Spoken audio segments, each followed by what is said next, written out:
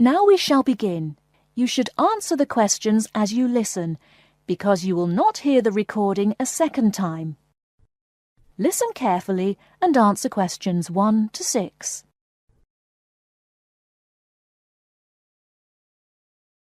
There has been an armed robbery this morning at the Halifax Building Society's branch on Edward Street. John Brinks is at the scene with Detective Sergeant Henry Lawson. Detective Sergeant, can you tell us what you know about the robbery? Yes, the raid took place this morning, shortly after 11:30, when a man accompanied by a woman went into the offices of the Building Society and asked to see the manager. There were no other customers in the building at the time. They were let into the manager's office, and the woman produced a gun from her handbag. Then they took the manager back out of his office and made him tell the cashiers to hand over all the money they had in the tills and in the safe. It came to about $25,000. Presumably you have a number of witnesses. Yes, we have a good description of both of them. The man was about 1 meter 80 centimeters, around 35 years of age, with blue eyes and short curly red or ginger hair. He was wearing jeans, a green sweater, and a 3/4 length blue coat. When he spoke to the cashier when he came in, he called himself Mr. Erickson, but we doubt whether that is his real name. But we do know that may be his real name. He also spoke with a strong Scottish accent, which may help us to trace him. Now listen and answer questions 7 to 10. And what about the woman? Now, she is in her early 20s, slim and quite tall, about 1 meter 70 centimeters. She was wearing a long white raincoat, which was quite loose-fitting, and which she didn't take off. She had a beige handbag, which they used to hide the gun in. She's got straight, shoulder-length blonde hair, blue eyes, and, like the man, has a noticeable accent. Do you have any other information? Yes, the car they used was seen by 2 or 3 people. It's a blue or dark blue Ford Escort, and we have the registration number. And it's G595ERI. I'll say that again. It's G595ERI. Now, the car was stolen from Bishopstone just over a week ago, so if anyone has seen it in the last week, we would like to hear from them. We also know that the car's front left headlight was broken when it was stolen, and is still broken, we think. So, you would like information from the public about the car? Yes, and the people. We're appealing to anyone who thinks they may recognise the 2 robbers or know anything about the car. We've set up an incident room in Swindon, and the telephone number is 774529. So we would like people to ring us if they have any information. And of course, all calls will be dealt with in the strictest confidence. Thank you very much. Thank you. And the number again, if you have any information, is 774529. And now back to the studio. You will hear a talk about the history of a poetry award. You have 30 seconds to look at questions 11 to 15.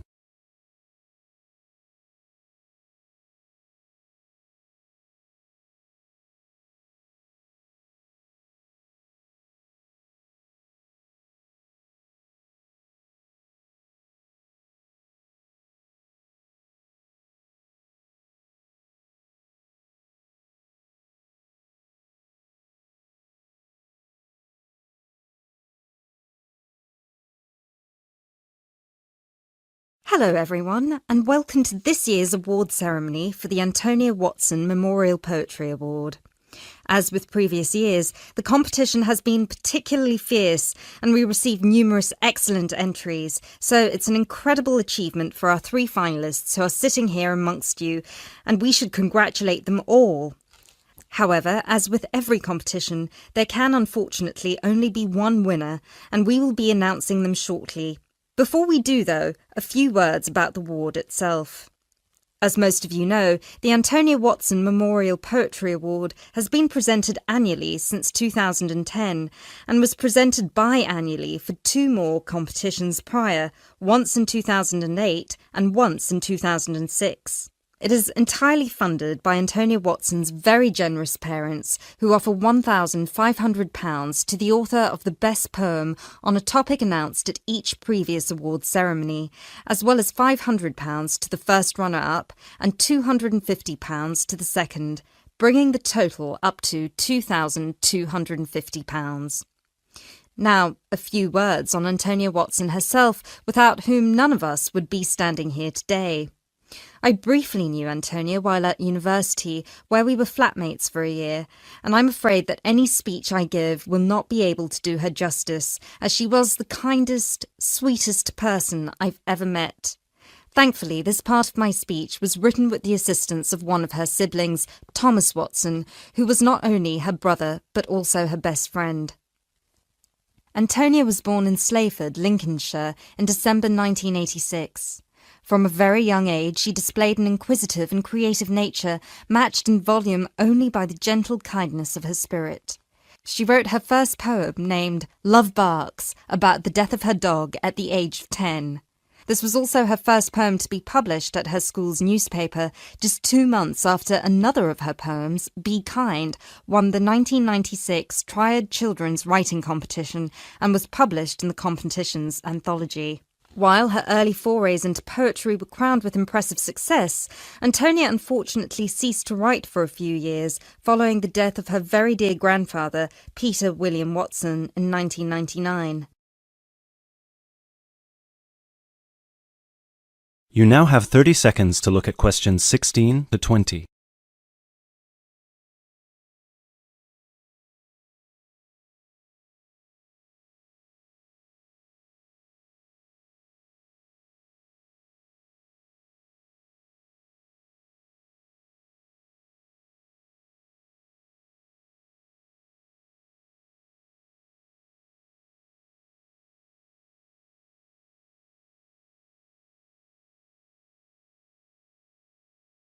While her early forays into poetry were crowned with impressive success, Antonia unfortunately ceased to write for a few years following the death of her very dear grandfather, Peter William Watson, in 1999.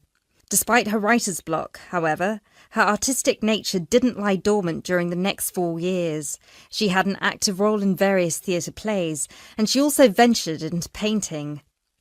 A few of the plays are available on the internet, and you can find several of her self-portraits on our website, and you can see for yourself how impressive they are. But poetry, of course, remained her passion even then, which is why in 2003 she resumed writing, and her next poem, The War on Both Sides, was published in her college's journal. At the age of 18, Antonia moved to Sheffield to study English literature at the University of Sheffield. This is where she and I met, spending a whole year in adjacent rooms in a flat in central Sheffield. This is also where I met her good-natured, generous parents, Mr. and Mrs. Watson, who came to visit her regularly and always treated me like a daughter as well. Antonia and I grew very close during that period, and while we ran in different circles, we always found time for each other every week. Antonia self-published one collection of poems in August 2005. It was named Burning Stars, after the poem on page 16, which is also the date of her birthday. It was an immediate success amongst her peers at the University of Sheffield, and it was so cherished by her English literature classmates specifically that it had attracted the attention of one of her lecturers, who put her in touch with a literary agent.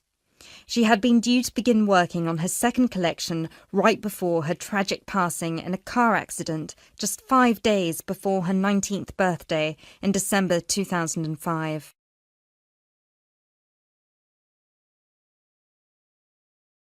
Antonia was always interested in societal shifts and how they affect humanity as well as the environment, and this award was designed to reflect her faith that regardless of what we do, we are all inherently good. With this in mind, all of the topics this competition has dealt with have been about the potential and the positive side of humanity, such as this year's Young Love theme or last year's Inner Power theme. We've had poems about personal strength, about immigration, about gender equality and peaceful protest. And hopefully in 12 months, the poems we'll be awarding will be just as inspiring with the topic of poverty. I know Antonia would be really proud of what her parents and what all of you together have achieved. So, finally, let's get on with the actual award. As I said before, it's been a fierce competition this year, and with more than 5,000 entries, it was quite the task for our 3 judges to cut them down to just 3. But our 3 finalists definitely deserve to be here, and without further ado, I would like to...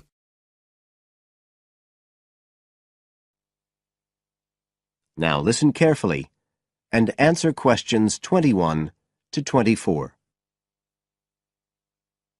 Katie, hi.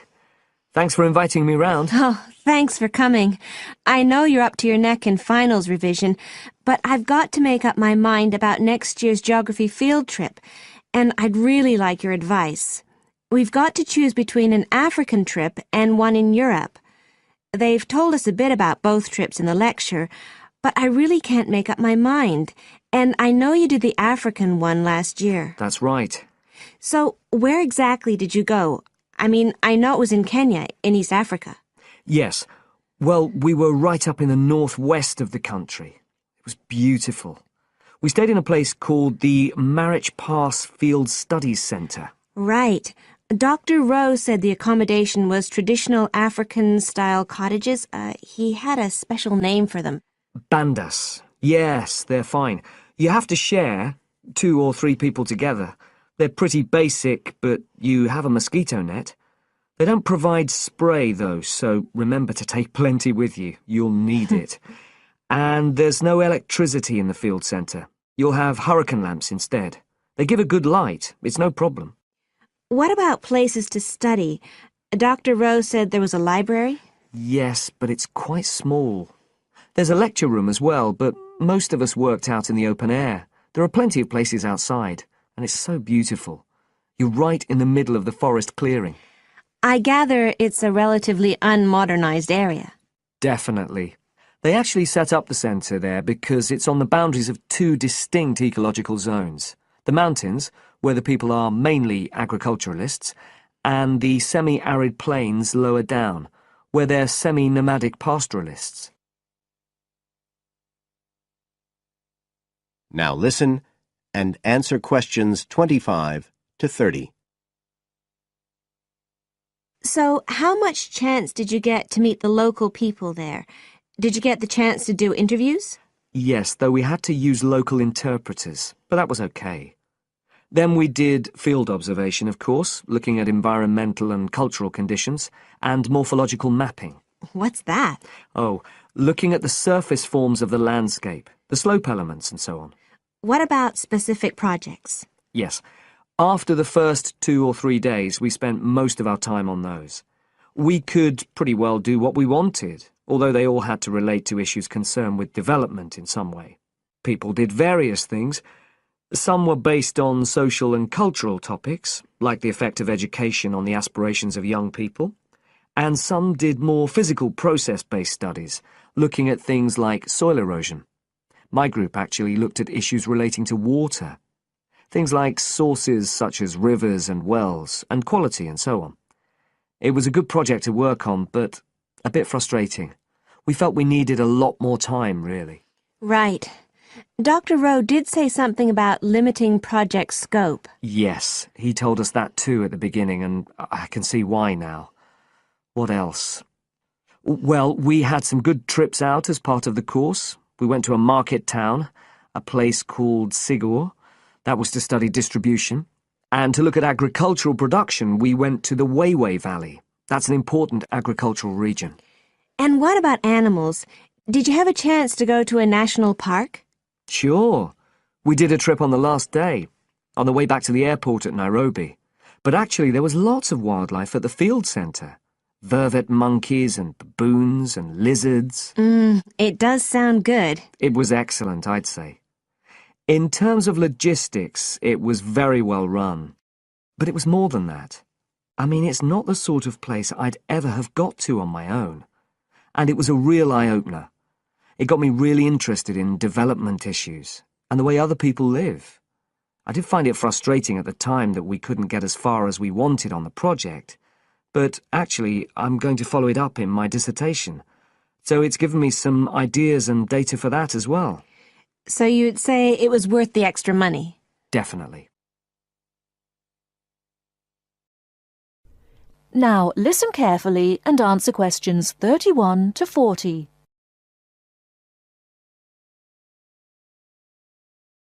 Good evening. As I assume most of you are already aware, I have been asked to come here and talk to you, essentially give you a quick overview of the life of a foreign correspondent, along with a few tips on how to become a successful international reporter yourself, should this be a career choice you elect to pursue. So let me start by this. Don't become a foreign correspondent, at least not due to the romantic notions that come attached to this job, or what you've seen in the movies. Being a foreign correspondent does not mean exotic adventures. It doesn't mean finding yourself at the heart of the action and putting yourself in danger to inform the world. Let me just tell you this. 80 journalists are killed each year in the line of duty. Many more find themselves in prison or are attacked. You need to think hard. Is this the sort of career I want? Is this the kind of reporting I'm interested in? And only after you've carefully considered all the pros and cons should you decide. But let's focus on those of you who believe that, yes, you've got what it takes to be a foreign correspondent, and this is definitely why you decided to study journalism here. You're all third-year students, which means I don't need to waste my time telling you the basics. Of course, you need to read a lot. Books, novels, newspapers, blogs, and of course you need to be acceptably proficient in various media skills.